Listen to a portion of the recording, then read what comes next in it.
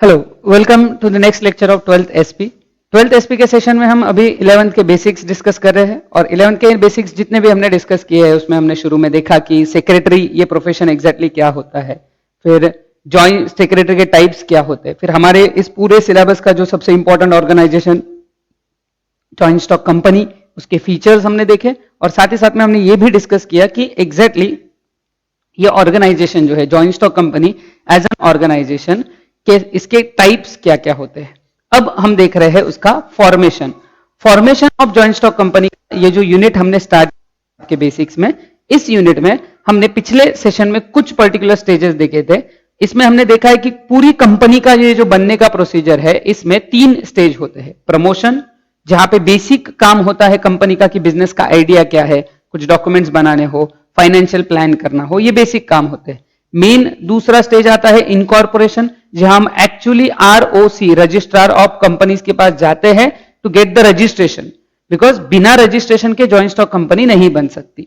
और तीसरा स्टेज जो होता है वो है कमेंसमेंट ऑफ बिजनेस। बट जैसे कि हमने कल भी डिस्कस किया था, ये स्टेज सारी कंपनीज के लिए कंपलसरी नहीं है। ये कमेंसमेंट का स्टेप सिर्फ उन कंपनीज के लिए कंपलसरी है जिनके पास शेयर कैपिटल है। जिन कंपनीज का शेयर कैपिटल नहीं है उनके लिए ये स्टेज कंपलसरी नहीं है। तो ये कल हमने ये किया था डिस्कशन। अब एक क्विकली गो थ्रू कर लेंगे इस सेक्शन के थ्रू और फिर आगे देखेंगे क्या है। सी स्टेजेस इन प्रमोशन में सबसे पहले हमने देखे conditions formation of joint stock company, जो सेक्शन 3 सब सेक्शन 1 में दिए थे, जिसमें आपको दिया था कि जो बिजनेस आप करने हो वो लॉफुल होना चाहिए, लॉफुल पर्पस के लिए होगा। फिर मिनिमम सब्सक्राइबर्स जिनको हम बोलते हैं, जो मेमोरेंडम पे साइन करेंगे, वो ओपीसी या 1 to 7 ये शॉर्ट में लिखा हुआ है। 1 जो है that is for OPC, 2 for private company and 7 for public company होने चाहिए। फिर ये सारे लोग अपना नाम एमओए में सब्सक्राइब करेंगे, मतलब अपना नाम, एड्रेस, डिटेल और सिग्नेचर भी करेंगे कि हम इस कंपनी का पार्ट बनने के लिए या कंपनी के फाउंडर मेंबर्स बनने के लिए रेडी है। फिर उसके बाद हमने आगे डिस्कस किया इसी चीज में comply with the company act. तो वह डिटेल में हमने देखा था, ये रिवीजन करें इसलिए क्विकली शॉर्ट में लिखा है that we will comply with all the provisions of companies act. Companies act के जितने भी प्रोविजंस है हम वो फॉलो करेंगे, ऐसा उनको डिक्लेरेशन देना पड़ता है इन प्रमोटर्स को और सब्सक्राइबर्स को। ये सब हमने देखी कंडीशंस। फिर हम गए थे उसके स्टेजेस में कि स्टेजेस जो था, स्टेजेस इन कंपनी फॉर्मेशन, उसमें पहला था प्रमोशन, फिर इनकॉर्पोरेशन एंड कमेंसमेंट। ये 3 स्टेजेस थे। हर किसी के अपने अपने पार्ट है। प्रमोशन में 5 स्टेजेस है, इनकॉर्पोरेशन में सबसे ज्यादा 11 स्टेजेस है और जो कमेंसमेंट है उसमें 4 ही स्टेज है। वो भी सारे कंपनीज के लिए एप्लीकेबल नहीं है। कमेंसमेंट सिर्फ उनके लिए एप्लीकेबल है जो शेयर कैपिटल रखना चाहते हैं। Next stages in promotion. Promotion के जो 5 स्टेजेस है वो देखेंगे। सबसे पहला बिजनेस आइडिया, क्योंकि कंपनी ये बिजनेस ऑर्गेनाइजेशन होती है, it's a form of business organisation, तो आपके पास बिजनेस आइडिया होना चाहिए। अगर आपके पास बिजनेस ही नहीं है तो कंपनी बना के करोगे क्या? तो कंपनी बनाने के लिए सबसे पहले आपके पास होना चाहिए business idea. Second thing financial plan, because business start करने के लिए लगता है कैपिटल, और कैपिटल अगर आपको स्टार्ट करना है, बिजनेस अगर स्टार्ट करना है तो आपको उसके लिए फाइनेंस लगेगा। बिना फाइनेंस के ये करना पॉसिबल नहीं है। So that is financial plan. Third is preparing MOA and A. ये सबसे इंपॉर्टेंट डॉक्यूमेंट होते हैं। बिना इन डॉक्यूमेंट के कंपनी बन ही नहीं सकती है। आई होप आपको याद है, मेमोरेंडम ऑफ एसोसिएशन को हम बोलते हैं कॉन्स्टिट्यूशन ऑफ कंपनी। कंपनी की बेसिक डिटेल्स उसमें होती है। कितनी डिटेल्स होती है? आंसर देते रहना है। कितनी डिटेल्स होती है उसमें? 6 डिटेल्स है। क्या डिटेल होता है उसमें? नेम, दूसरा एड्रेस, तीसरा ऑब्जेक्ट, फोर्थ डिटेल जो है वो है आपकी, यस आंसर देते रहना है। फोर्थ डिटेल होता है लाइबिलिटी, फिफ्थ होता है कैपिटल और आखिरी होता है सब्सक्रिप्शन। तो ऐसे 6 क्लॉजेस नॉर्मली मेमोरेंडम में होते हैं। नॉर्मली 6 होते हैं मेमोरेंडम में। आर्टिकल में बहुत सारे रूल्स होते हैं। आर्टिकल ऑफ एसोसिएशन कौन सा डॉक्यूमेंट होता है? यस आंसर देना है। Article of association is a document. Article of association is a document which contain rules and regulations about internal management of company. Company के इंटरनल मैनेजमेंट के rules regulation वहां पे रहेंगे। और सबसे आखिरी फोर्थ पार्ट था प्रिलिमिनरी कॉन्ट्रैक्ट्स। कंपनी बनने के पहले, इनकॉर्पोरेट होने के पहले, इसीलिए इन प्रिलिमिनरी कॉन्ट्रैक्ट को हमने एक और नाम देखा था, अगर आपको याद होगा, वो नाम था उसका pre incorporation contracts. Preliminary contract या उन्हीं को हम बोलते हैं प्री इनकॉर्पोरेशन कॉन्ट्रैक्ट। कंपनी बनने के पहले वाले जो कॉन्ट्रैक्ट्स है वो प्री इनकॉर्पोरेशन और प्रिलिमिनरी कॉन्ट्रैक्ट्स हम उनको बोलेंगे। Next, appointment of first director, जो आपके पहले डायरेक्टर्स है। याद रखना, नॉर्मली डायरेक्टर्स कौन अपॉइंट करता है? Shareholders. But first director जो अपॉइंट किए जाते हैं वो अपॉइंट किए जाते हैं by promoter. First directors are appointed by, याद रखना, बाय प्रमोटर। उसमें क्यों ऐसा है तो हमने देखा था, एक लॉजिकल डेडलॉक हो जाएगा या डेड एंड आ जाएगा जहां पे हम कुछ नहीं कर सकते, क्योंकि शेयर होल्डर्स डायरेक्टर को अपॉइंट करते हैं क्योंकि उनके रिप्रेजेंटेटिव है, ये ठीक है, शेयर होल्डर्स मालिक है, बट शेयर्स इशू करने की अथॉरिटी बोर्ड ऑफ डायरेक्टर के पास है। मतलब बोर्ड ऑफ डायरेक्टर जब तक अथॉरिटी यूज करेंगे नहीं तब तक शेयर्स आएंगे नहीं, शेयर्स आएंगे नहीं तो शेयर होल्डर बनेंगे नहीं, फिर बोर्ड ऑफ डायरेक्टर कैसे आएंगे? तो जैसे मैंने बोला था, मुर्गी पहला है अंडा, ऐसा प्रॉब्लम ना हो, इसी रीजन की वजह से हमने उस चीज में ये देखा था कि पहले जो डायरेक्टर्स है वो प्रमोटर अपॉइंट करते हैं, बाद के सारे डायरेक्टर्स जो है जनरल शेयर होल्डर्स ही अपॉइंट करेंगे। बाद के जितने भी आपके जो ओवरऑल डायरेक्टर एक्सेट्रा है वो शेयर होल्डर्स ही अपॉइंट करते हैं। उसमें भी हमने देखा था कि ये फर्स्ट डायरेक्टर अपॉइंट करते वक्त मिनिमम डायरेक्टर्स की लिमिट फॉलो करना जरूरी है। जैसे अगर हम फर्स्ट डायरेक्टर अपॉइंट करते हैं, अगर आपकी कंपनी ओपीसी है तो उसमें एक डायरेक्टर होना चाहिए मिनिमम। अगर कंपनी प्राइवेट है, याद रखना, ये मिनिमम मेंबर्स की बात नहीं कर रहे, मिनिमम डायरेक्टर्स की बात कर रहे हैं। प्राइवेट है तो 2 डायरेक्टर्स होने चाहिए, और अगर पब्लिक कंपनी है तो कम से कम 3 डायरेक्टर्स होना जरूरी है। ये जो मैंने अभी ब्रैकेट में लिखा है, ये कल भी मैंने आपको बताया था, अभी भी मैं बोल देता हूं कि this is a limit for minimum directors. ये मिनिमम डायरेक्टर्स की लिमिट है कि इतने लोग बोर्ड ऑफ डायरेक्टर्स में मिनिमम होनी चाहिए। ओपीसी है तो 1, प्राइवेट है तो 2 और पब्लिक है तो 3। तो ये पार्ट है आपका stages in promotion. Promotion company का जो बेसिक आइडिया जनरेट होता है वहां पे इन 5 स्टेप को फॉलो करना पड़ता है। ये सारी स्टेजेस जो है वो प्रमोटर ही करते हैं टिल द इनकॉर्पोरेशन। इवन अगला स्टेज जो है वहां पे भी आरओसी तक जाना, वहां पे काम करना, ये भी प्रमोटर ही करते हैं। नेक्स्ट, अगला पार्ट है आपका stages in incorporation, company incorporation. इसमें टोटल 11 सब स्टेप्स है, याद रखना 11 पॉइंट्स है। उसमें से कल हमने 4 डिस्कस किए थे, 4 पॉइंट कल के डिस्कशन में हमारे हुए थे। पहला पॉइंट था उसमें से ऑब्टेन डीएससी। डीएससी का फुल फॉर्म, यस आंसर देते रहना। डीएससी का फुल फॉर्म क्या है? Digital signature certificate. ये जैसे नॉर्मल सिग्नेचर हम करते हैं नॉर्मल डॉक्यूमेंट्स को वेरीफाई करने के लिए, उसी तरीके से इलेक्ट्रॉनिक डॉक्यूमेंट्स को वेरीफाई करने के लिए हम डिजिटल सिग्नेचर का यूज करते हैं। Second, registering DSC with the MCA. ये जो डिजिटल सिग्नेचर है इसको रजिस्टर करना पड़ता है डायरेक्टर्स के, कि हम साइन करेंगे तो एमसीए को पता होना चाहिए कि वो आपकी ही साइन है, इसके लिए वहां पे रजिस्टर करना पड़ेगा। Third, obtain DIN. डीआईएन का फुल फॉर्म होता है डायरेक्टर्स आइडेंटिफिकेशन नंबर। हर वो पर्सन जो कहीं पे भी बोर्ड ऑफ डायरेक्टर्स में डायरेक्टर बनना चाहता है उसको ये नंबर लेना कंपलसरी है। बिना डीआईएन लिए आप डायरेक्टर नहीं बन सकते। बट एक इंपॉर्टेंट चीज ध्यान रखना है, कल के जो डाउट्स आए थे उनके हिसाब से एक पर्सन को एक ही डीआईएन निकालना पड़ता है। तो अगर मैं एक किसी कंपनी में डायरेक्टर हूं ऑलरेडी और मैंने डीआईएन लिया है और मैं किसी नई कंपनी में डायरेक्टर बनना चाहता हूं, तो उसके लिए मुझे नया डायरेक्टर आइडेंटिफिकेशन नंबर लेने की जरूरत नहीं है। मैं सेम नंबर के साथ, सेम डायरेक्टर आइडेंटिफिकेशन नंबर के साथ उसी नंबर पे कहीं और पे भी काम कर सकता हूं। और इसीलिए ये एक, अगर ये तभी आएगा अगर आपके जो प्रपोज्ड डायरेक्टर है, प्रपोज मतलब जो फर्स्ट डायरेक्टर है, उनमें से अगर किसी के पास डीआईएन नहीं है तो ये काम आएगा। अगर डीआईएन है उसके पास तो फिर इसका कोई जरूरत नहीं, ये स्टेप का। फिर फोर्थ स्टेप हमने देखा था रिजर्वेशन ऑफ नेम। हमने देखा था कि 2 कंपनीज के नाम सेम होने की वजह से बिजनेस कॉन्फ्लिक्ट अराइज हो सकता है, एक दूसरे का नाम और गुडविल और रेपुटेशन का गलत फायदा उठाया जा सकता है। ऐसा ना हो इसके लिए हमारे रूल्स या कंपनीज एक्ट में हम देखते हैं कि किसी भी पर्सन के पास या किसी भी कंपनी, कोई भी कंपनी दूसरे कंपनी का नाम कॉपी नहीं कर सकता, और इसीलिए एक ही यूनिक नाम होना चाहिए। बट प्रॉब्लम यह कि हमें कैसे पता चलेगा कि जो नाम हम रखने जा रहे हैं वो किसी और ने यूज किया है? तो उसी का आंसर है रिजर्वेशन ऑफ नेम। इसके लिए हमें एमसीए का जो सीआरसी होता है, सेंट्रल रजिस्ट्रेशन सेंटर, वहां पे हमें अप्लाई करना पड़ता है। उस सेंट्रल रजिस्ट्रेशन ऑफिस में जब हम अप्लाई करते हैं तो वो अगर नाम अवेलेबल है तो हमको देते हैं। और इसीलिए हमको बोला भी गया था कि मल्टीपल नाम सजेस्ट करो, ताकि पहला नहीं होगा तो दूसरा, दूसरा नहीं तो तीसरा, तीसरा भी या तीनों नहीं होंगे तो नया एप्लीकेशन करना पड़ेगा।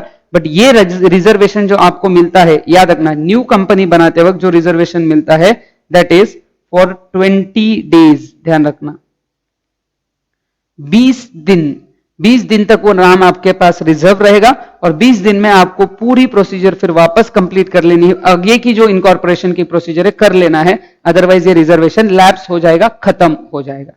सो this entire part is stages in formation का रिवीजन। हमने देखा था पहला प्रमोशन स्टेज, दूसरा इनकॉर्पोरेशन स्टेज के 11 में से 4 पॉइंट हमने कल देखे थे। आज हम बचे हुए पॉइंट्स कवर करेंगे कि उनमें क्या दिया है। सो लेट्स सी कि क्या इसमें आता है। अगला 5th स्टेज जो है आपका वो है finalise the memorandum of association and articles of association. याद रखना ये प्रमोशन स्टेज में हमने उनका ड्राफ्ट बनाया था। ये सिमिलर पॉइंट हमने प्रमोशन स्टेज का आखिरी पॉइंट देखा था कि उनको ड्राफ्ट करना है, तो वहां बना के रखना है। अब जब आरओसी के पास लेके जा रहे हैं तो हम उसको फाइनलाइज करें, क्योंकि हमने तब नाम रखा था वही नाम मिला होगा ऐसा जरूरी नहीं। तो बाकी प्रिलिमिनरी प्रोसेस होने के बाद इसको फाइनलाइज करते हैं, मेमोरेंडम एंड आर्टिकल्स को फाइनलाइज करते हैं। Two important documents, the memorandum and articles of association, have to be submitted along with the application for incorporation of company. Hence, the promoters take help of professionals like company secretary, legal experts, accountants, etc. to finalize the draft memorandum and articles of association. तो ये articles of association या memorandum को finalized अगर आपको करना है, please ध्यान रखना, अगर आप चाहते हो कि इनको finalized करना है आपको, तो उस चीज के लिए, उनको फाइनलाइज्ड करने के लिए आपको एक्सपर्ट हेल्प लग सकती है। Generally company secretary in practice जो होते हैं वो इनकॉर्पोरेशन के लिए बेटर ऑप्शन माना जाता है। और भी एक्सपर्ट्स है जिनके आप सलाह ले सकते हो। अकाउंटिंग, आपको कैपिटल एक्सेट्रा रिलेटेड सजेशन चाहिए तो अकाउंटिंग, बिजनेस जो आप करने जा रहे हो वो लीगल है इलीगल है, इस चीज के लिए लीगल एक्सपर्ट की आपको सलाह लग सकती है, तो उनकी मदद से आप ये डॉक्यूमेंट्स फाइनलाइज करोगे। यही पॉइंट कंटिन्यू है आगे। In case of proposed company wants to list itself with one or more stock exchange, promoter should send a copy of a draft memorandum of association and article of association to such stock exchange for review and suggestion. Please ध्यान रखना है इस चीज का। हमने types of company में एक type देखा था, वो था listed company.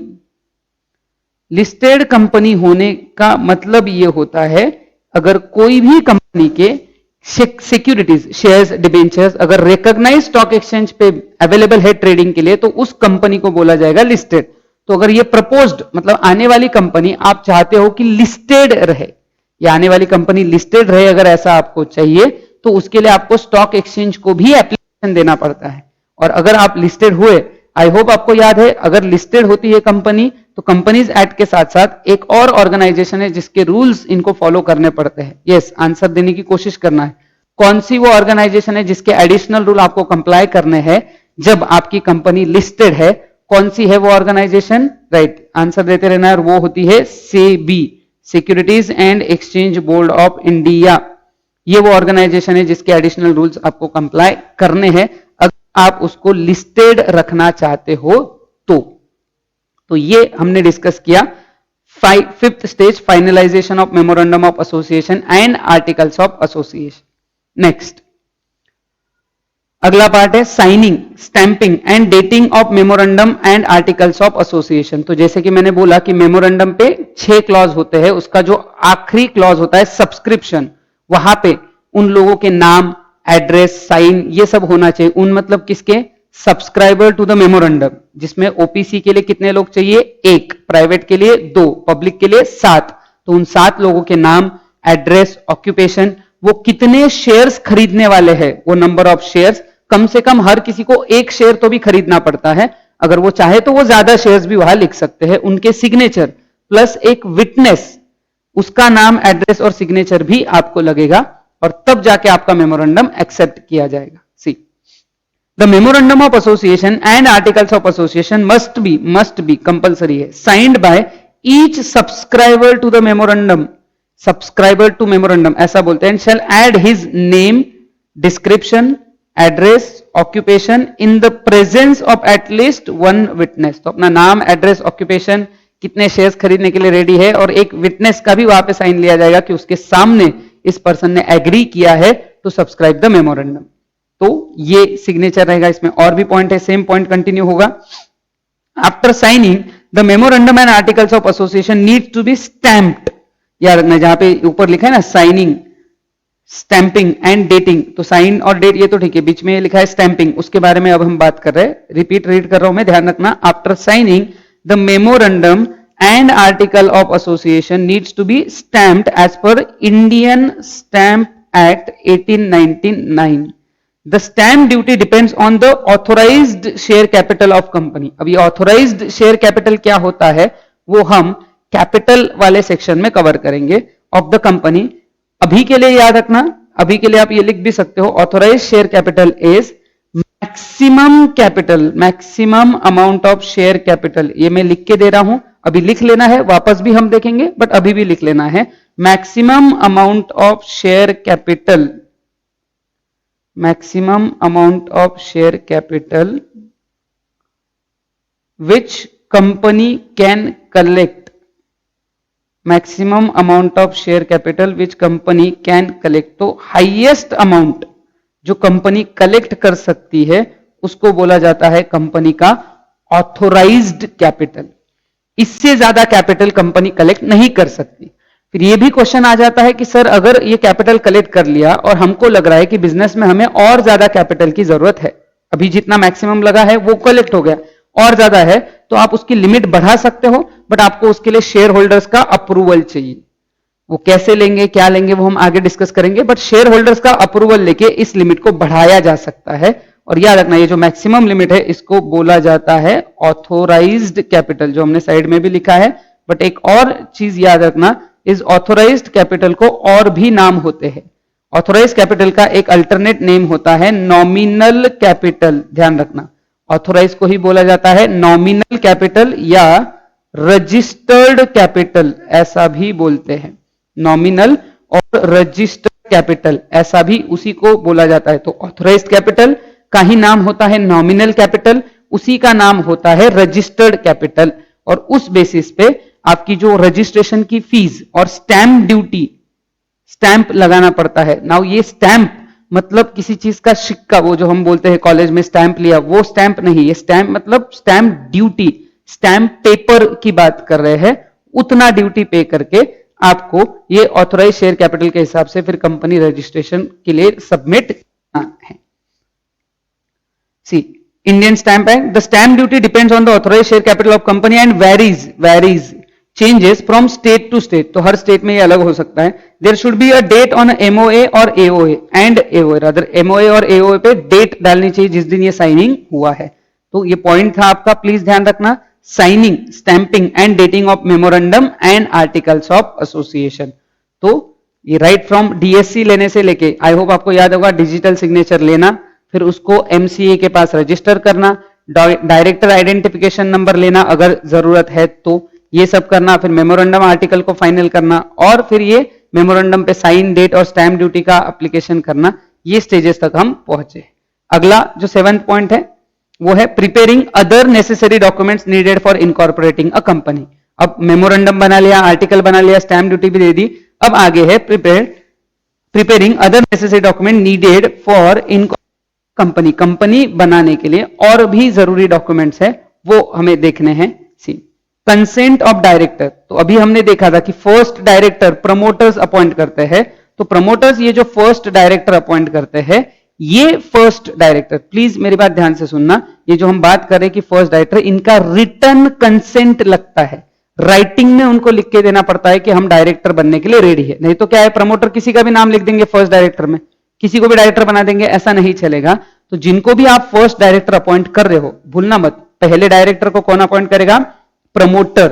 Promoter first director appoint करता है और उस डायरेक्टर का रिटन कंसेंट भी लेना पड़ता है जब कंपनी इनकॉर्पोरेट होती है। Next, details of manager secretary. अगर आप किसी पहले से मैनेजर या कंपनी सेक्रेटरी को अपॉइंट कर रहे हो तो उसकी डिटेल्स डालनी है, उनके भी अप्रूवल चाहिए। एंड थर्ड डॉक्यूमेंट जो चाहिए, काफी इंपॉर्टेंट है, declaration by subscriber to memorandum. तो जो बेसिक फाउंडर मेंबर है आपके, ओपीसी में 1, प्राइवेट में 2, पब्लिक में 7 जो होते हैं, उनका डिक्लेरेशन, उनका और फर्स्ट डायरेक्टर का, याद रखना ये उनका डिक्लेरेशन जो है वो इस बारे में है कि पिछले 5 सालों में उनको कभी भी किसी भी फ्रॉड के लिए कन्विक्ट नहीं किया गया है, मतलब वो किसी भी फ्रॉड के लिए लाइबल नहीं थे, किसी भी फ्रॉड केस में उनको पनिशमेंट नहीं हुई है, किसी और कंपनी रिलेटेड किसी भी फ्रॉड में वो इन्वॉल्व नहीं थे, ऐसा उनको लिख के देना पड़ता है। और ये डिक्लेरेशन, ये 3 डॉक्यूमेंट आपको और एडिशनल लगेंगे, मतलब मेमोरेंडम आर्टिकल के अलावा बोर्ड ऑफ डायरेक्टर्स की कंसेंट जिनको आप बना रहे हो, मैनेजर सेक्रेटरी की डिटेल, और सब्सक्राइबर और फर्स्ट डायरेक्टर का डिक्लेरेशन कि पिछले 5 सालों में हम किसी भी कंपनी के company related formation, management, incorporation, promotion के रिलेटेड फ्रॉड में कन्विक्टेड नहीं है, हमने ऐसा कोई फ्रॉड नहीं किया है, ऐसा उनको लिख के देना पड़ता है उन सारे लोगों को, जो भी सब्सक्राइब करेंगे वो और जो फर्स्ट डायरेक्टर बनेंगे वो, उनको ये साइन करके देना है। So this entire part is related to preparing other necessary documents. Next अगला जो स्टेप है वो है address for communication and notice of registered office address. हमने देखा था कंपनी का जो रजिस्टर्ड ऑफिस का एड्रेस है, पिछले इसमें देखा था हमने 30 डेज में देना पड़ता है, कंपनी इनकॉर्पोरेशन होने के 30 डेज में। मेरी बात ध्यान से सुनना, जब आप कंपनी रजिस्टर करते हो, रजिस्ट्रेशन करते वक्त अगर आपके पास फाइनल एड्रेस नहीं है तो चलेगा, आपका स्टेट फाइनल होना चाहिए कि भाई मैं इस स्टेट में कंपनी बनाऊंगा, ये फाइनल होना चाहिए। उस स्टेट में एग्जैक्टली कहां बनेगी वो आप बाद में भी फाइनलाइज कर सकते हो, इसके लिए आपको 30 डेज मिलेंगे। कितने? 30 दिन। अच्छा, मेजोरिटी टाइम ऐसा होता है कि लोगों के पास नॉर्मली ये सब रेडी रहता है, तो फिर आपको अलग से बाद में 30 दिन में इंफॉर्म करने की जरूरत नहीं। लेकिन अगर आपके पास एड्रेस फाइनल नहीं है और आप 30 दिन लेने वाले हो, तो जब तक वो एड्रेस नहीं आता तब तक कौन सा एड्रेस, ही लिखा है ना उन्होंने, एड्रेस फॉर कम्युनिकेशन, कि कम्युनिकेशन करने के लिए जब तक हमारा रजिस्टर्ड ऑफिस नहीं हो जाता तब तक आप यहां कम्युनिकेट करो, और अगर आपका रजिस्टर्ड ऑफिस फाइनल है तो उस फाइनल एड्रेस को आप पहले दिन ही सबमिट कर दो, फिर 30 दिन लेने की जरूरत नहीं। See, at the time of incorporation if the proposed company has not decided, अगर नहीं किया, has not decided its location of registered office, the promoter have to give an address for communication. अगर नहीं किया है तो, बट अगर पहले से फाइनल है एड्रेस तो फिर आपको 30 दिन की भी कोई जरूरत नहीं है। As per companies act 2013, a company is required to have a registered office within 30 days of incorporation. Company बनने से 30 दिन के अंदर आपके पास वो रजिस्टर्ड एड्रेस होना चाहिए। अगर नहीं रहा ये रजिस्टर्ड एड्रेस तो फिर कंपनी आगे अपना काम नहीं कर पाएगी, अपना बिजनेस कमेंस नहीं कर पाएगी। तो 30 दिन में आपको ये एड्रेस चाहिए। अगर पहले से फाइनल है अच्छी बात है, नहीं है तो फिर 30 दिन के अंदर फाइनल करना है, और जब तक वो एड्रेस नहीं आता तब तक कम्युनिकेशन कहां करेंगे ये आपको आरओसी को बताना है। Next 9 point, obtain a statutory declaration form. Statutory declaration जो लीगल डिक्लेरेशन है उसका फॉर्म ऑब्टेन करना है, जो कौन कौन कर सकता है? Advocate, practising company secretary, cost accountant और chartered accountant who is engaged in the formulation or formation of company, and a person named in the articles of association as a director, manager or secretary stating that। अब ये जो हम बात करें ना कि एक और डिक्लेरेशन, प्लीज ध्यान रखना, पिछली स्टेज में जो डिक्लेरेशन हमने 7th वाले में देखा था वो फर्स्ट डायरेक्टर्स का था और सब्सक्राइबर्स का था। ये किसी एक्सटर्नल पार्टी का है कि कोई प्रैक्टिस, इनमें से कोई भी, या तो एडवोकेट या सीए, सीएस, कॉस्ट अकाउंटेंट, इनमें से कोई भी एक पर्सन का डिक्लेरेशन चाहिए दैट, ध्यान रखना, all the requirements related to incorporation has been complied. Complied इस वर्ड का मतलब आई होप आपको याद होगा, फॉलो करना। तो जितने भी रूल्स रेगुलेशन कंपनीज एक्ट में दिए हैं कंपनी इनकॉर्पोरेशन से रिलेटेड, वो हमने इन लोगों ने कंप्लाई किए हैं, ऐसा सर्टिफिकेट आपको इन लोगों से लाना है। प्लीज मेरी बात ध्यान से सुनना है। जो पहला डिक्लेरेशन था 7th स्टेज में, ये 9th स्टेज में चल रहे, हम 7th स्टेज में था कि अदर डॉक्यूमेंट्स में, वो फर्स्ट डायरेक्टर्स और सब्सक्राइबर्स का था कि हम कभी भी किसी फ्रॉड में इन्वॉल्व नहीं रहे हैं पिछले 5 साल में। ये डिक्लेरेशन एडवोकेट, सीए, सीएस या कॉस्ट अकाउंटेंट से लिया जा रहा है, ये बोल के कि इन लोगों ने, मतलब हमने कंपनी बनाते वक्त ये लोग ये सब लीगल एक्सपर्ट है, इनको कंपनी फॉर्मेशन का लीगल नॉलेज सिखाया जाता है, इनके पास वो लीगल एक्सपर्टीज है, तो इनसे सर्टिफिकेट लिया जाता है कि ये सारे डायरेक्टर वगैरह इन्होंने ये रूल्स फॉलो किए हैं जितने भी इनकॉर्पोरेशन रिलेटेड है। Next, filing of application and document for incorporation of company. अब ये सारे फाइनलाइजेशन कर लिए, मेमोरेंडम, आर्टिकल वगैरह एक्सेट्रा, तो अब आपको इसको फाइल करना है, सबमिट करना है। After all the documents are prepared, the promoters have to submit an application to the registrar of companies in the prescribed form along with all the necessary documents and prescribed fees for incorporation. तो सारे document भी देने हैं और fees जो लगती है, required fees, वो भी आपको सबमिट करनी है। Next, obtaining certificate of incorporation. अब हम आखिरी स्टेज पे आ चुके हैं, ये सारे स्टेजेस जो हमने देखे, अब हम लास्ट स्टेज पे है कि आपको सर्टिफिकेट ऑफ इनकॉर्पोरेशन ऑब्टेन करना है। बस ये सर्टिफिकेट मिल जाएगा तो आपकी कंपनी का लीगल, सेपरेट लीगल एग्जिस्टेंस आ जाएगा। The day on which you receive the certificate of incorporation is the day of existence of a company. Simple words में, जिस दिन ये सर्टिफिकेट मिला उस दिन कंपनी का हैप्पी वाला बर्थडे है। बस सिंपल वर्ड्स यही है जो आपको आरओसी देगा। After verifying that all the documents and verify करेगा जो भी आपने सबमिशन दिए हैं। The ROC, registrar of companies, will enter the name of company in the register of companies and certifies under his hand that company is incorporated, company बनाई जा चुकी है। Registrar the certificate of incorporation in the prescribed form, तो एक certain prescribe form में वो आपको ये सर्टिफिकेट इशू करता है। So this entire part is related to corporation of company. Next, obtaining certificate of incorporation पे ही कंटिन्यू है। Contents of incorporation, certificate of incorporation, उसमें क्या क्या लिखा है? कंपनी का नाम, date of issue of certificate of incorporation की कब ये इनकॉर्पोरेशन सर्टिफिकेट दिया गया। Third, CIN। Now CIN full form ध्यान रखना, CIN का फुल फॉर्म होता है corporate identification number, corporate identification number. अब ये कॉर्पोरेट आइडेंटिफिकेशन नंबर जो है बेसिकली हर कंपनी का ये यूनिक नंबर है, और यही नंबर जब भी आप आरओसी के साथ या ऑफिशियल अथॉरिटीज के साथ कम्युनिकेट करते हो, यही नंबर आपको उन्हें देना होता है। हर बार कॉर्पोरेट आइडेंटिफिकेशन नंबर आपको उन्हें इन्फॉर्म करना है। उस वो कम्युनिकेशन जो लेटर्स है वहां पे हम लिखते हैं CIN, corporate identification number. Next, pan and tan of the company, company का पैन नंबर जो इनकम टैक्स के लिए रिलेवेंट होता है, और tan tax deduction account number जो होता है, जब आप किसी को सैलरी देते हो, इंटरेस्ट देते हो, तो उनका टैक्स काटा जाता है, डिडक्ट किया जाता है, तो उसके लिए होता है टैन नंबर। अपने खुद के इनकम टैक्स के लिए होता है पैन नंबर, और दूसरों का टैक्स अगर आप डिडक्ट करने वाले हो तो उसके लिए होता है टैन नंबर, तो वो आपको मिल जाएगा।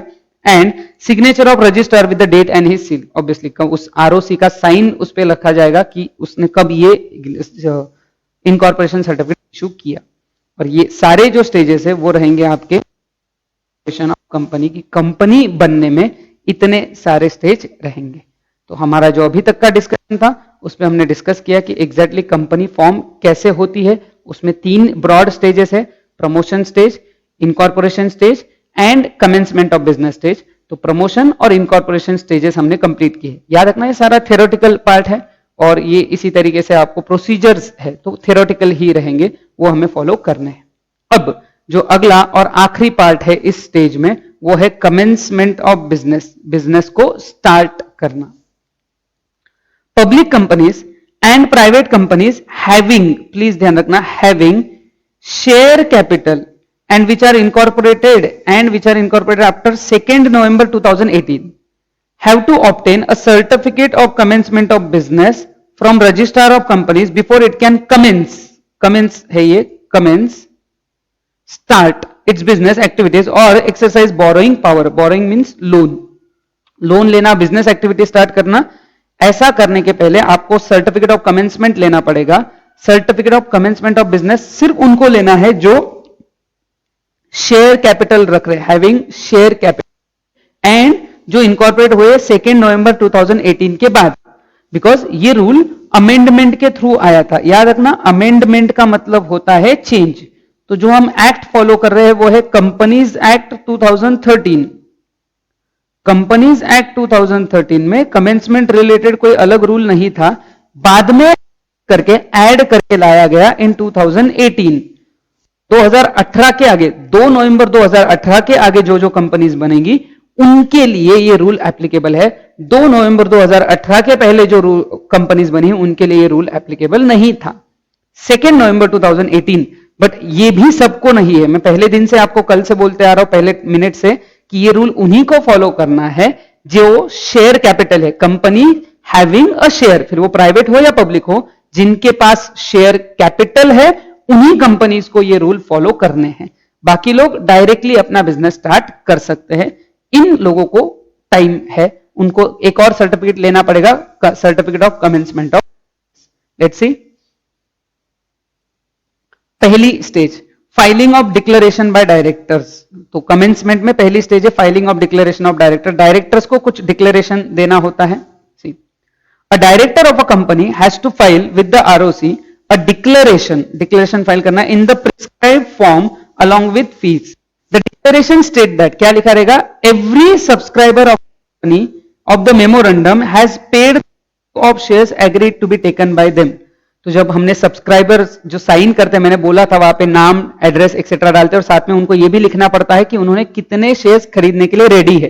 कंपनी बनने के बाद कितने शेयर्स वो कंपनी के खरीद, ये मेमोरेंडम में लिखना पड़ता है हर सब्सक्राइबर के नाम के आगे।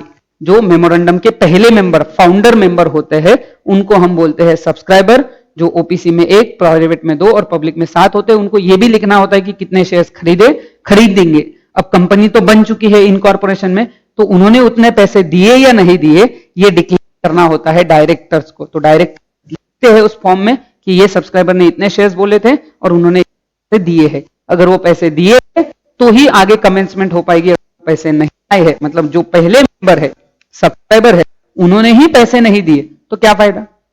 तो जब तक उनके पैसे नहीं आते तब तक ये स्टेज या कमेंसमेंट आगे नहीं बढ़ेगी। तो वो पैसे आएंगे और डायरेक्टर राइटिंग में लिख के देंगे आरओसी को, पैसे हमको देंगे। Next, the declaration shall be filed within 180 days from the date of incorporation of company. और उसकी भी लिमिट है, आप देख सकते हो, within 180 days from the incorporation. 180 दिनों के अंदर आपको ये डिक्लेरेशन फाइल करना है। सेकेंड, दूसरी चीज जो करनी है, file verification of registered office. I hope आपको याद होगा, हमने बोला है कि रजिस्टर्ड ऑफिस के लिए 30 दिन का टाइम मिलता है, इनकॉर्पोरेशन से 30 दिन का। तो अगर 30 दिन, मतलब पहले से आपका रजिस्टर्ड ऑफिस फाइनल था, फिर तो कोई तकलीफ ही नहीं थी। लेकिन जिस वक्त आप इनकॉर्पोरेट करने गए आरओसी के पास, आपके पास अगर रजिस्टर्ड ऑफिस फाइनल नहीं था, फिर अगले 30 दिनों में आपको ये वेरीफाई करना है। याद रखना, पहला वाले डिक्लेरेशन के लिए 180 डेज है, बट रजिस्टर्ड ऑफिस वेरीफाई करने के लिए सिर्फ 30 डेज है। Has to also file a verification of its registered office with the ROC.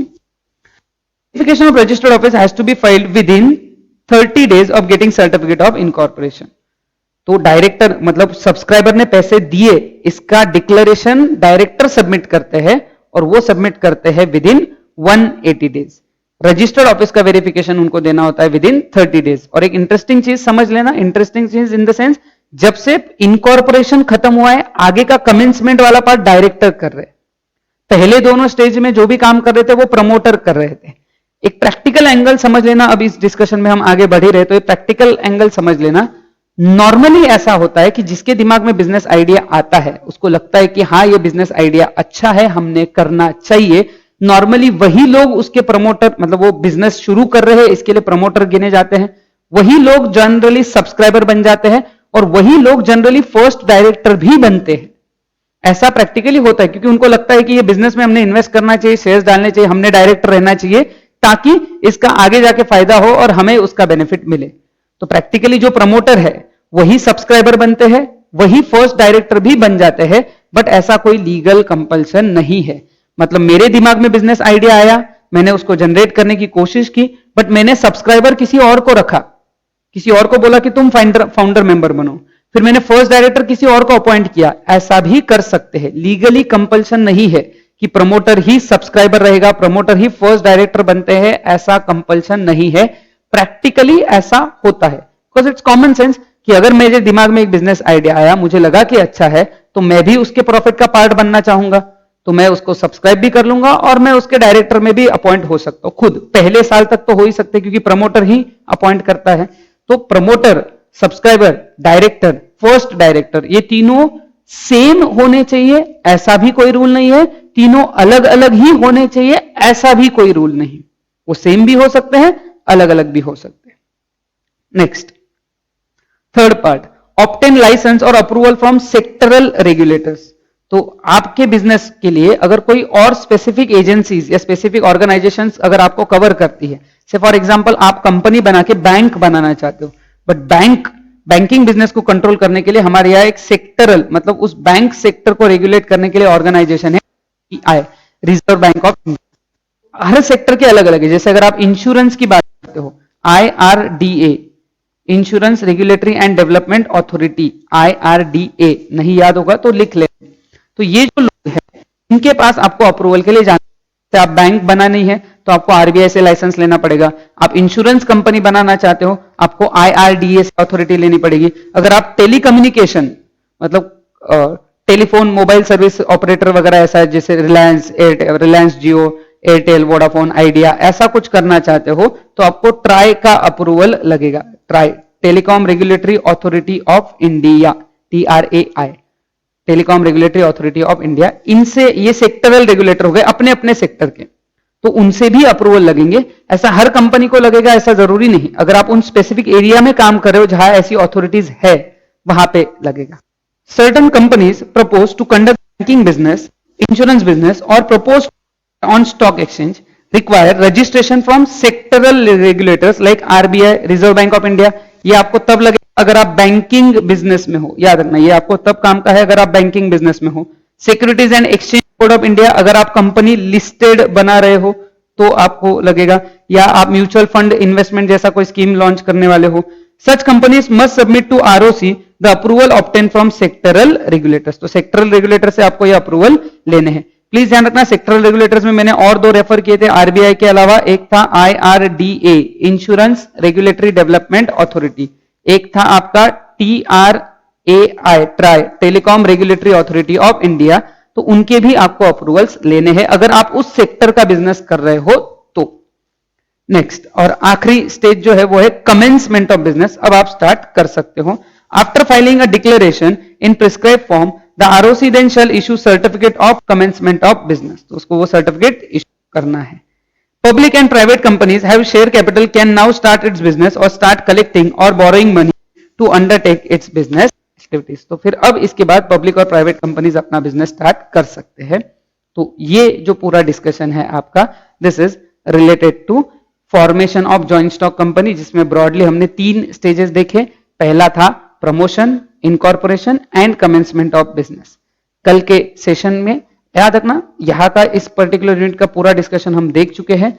आज के लेक्चर के डिस्क्रिप्शन में आपको क्वेश्चन एंड आंसर्स के नोट्स दिए रहेंगे, प्लस अलोंग विद दिस यही नोट्स आपके क्लास के ग्रुप पे भी आपको फॉरवर्ड किए जाएंगे आज के बाद। तो उसमें वापस क्वेश्चन आंसर्स रहेंगे इस यूनिट से रिलेटेड। जो भी क्वेश्चन आंसर्स हम वहां देंगे कल के सेशन में हम उसको डिस्कशन करेंगे। पहले हम यूनिट थोड़ा सा रिवाइज करेंगे। यूनिट रिवीजन होने के बाद जो क्वेश्चन आंसर्स मैंने आपको दिए है, बेसिकली एक बार रिवीजन हो जाए इस हिसाब से, तो आपको वो हम कल डिस्कस करेंगे। Thank you.